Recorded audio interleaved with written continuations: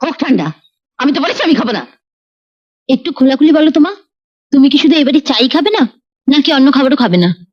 হ্যাঁ, তুমি যদি বলো এবারে আহার বর্জন করবে, তাহলে স্বামী হিসেবে তো আমার একটা কর্তব্য আছে। চাটা খেয়ে নিয়ে আশেপাশে আমাকে একটা হোটেল খুঁজে বার করতে হবে, যেখানে গিয়ে তুমি দুবেলা খেয়ে আসবে। আমাকে ঠাট্টা না করে সেদিনটার জন্য অপেক্ষায় থাকো, যেদিন তোমার বড় ছেলে নিজের বউ বাদে সকলকে হোটেলে খেতে পাঠাবে।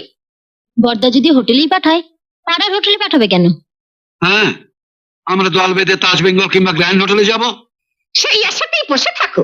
মা, বাজারে যাচ্ছি, বলো কি কি আনতে হবে। আমায় জিজ্ঞেস করছিস কেন? তোর বউকে গিয়ে জিজ্ঞেস কর। বারে, তুমি থাকতে ও বলবে কেন? আমি থাকতে ও যখন বাড়ির গেটে তালা খুললো, তখন তোকে কিছু বললি না? আরে বুঝি বুঝি, তোকে পেটে ধরিনি বলে আজ আমাকে এত বড় অপমান সইতে হলো। তালাটা পর্যন্ত খুলতে দিলি না। তোমাকে তালা খুলতে দেবে কি? তুমি একবার তালা খুললে তো বন্ধ করতেই ভুলে যাও। সকালবেলা ঘুম থেকে উঠে সেই যে মুখের তালাটি একবার খুলে বকবকানি শুরু করলে, মাঝরাত পর্যন্ত তো সেটা বন্ধই করো না। বাকি কে সাধে? তোমরা তো আমাকে মানুষ বলেই গণ্য করো না। মানুষ বলে গণ্য করবো কি করে? মানুষ কাঁদলে তো চোখ দিয়ে জল পড়ে। তোমার চোখের উপর থেকে আঁচড়টা সরিয়ে একটু দেখাও দেখি কপটা জল পড়েছে। না না, মা বলো না। মা কি খাবে, মাছ না মাংস? মা, ইলিশ মাছ খাবি? ডিম ছাড়া?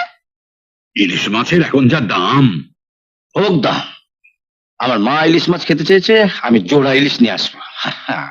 হ্যাঁ গো, এই সর্ষে বাটা দিয়ে ভাপে সেদ্ধ খাবে, না বেগুন দিয়ে কালো জিরে দিয়ে পাতলা ঝোল খাবে? বলো না।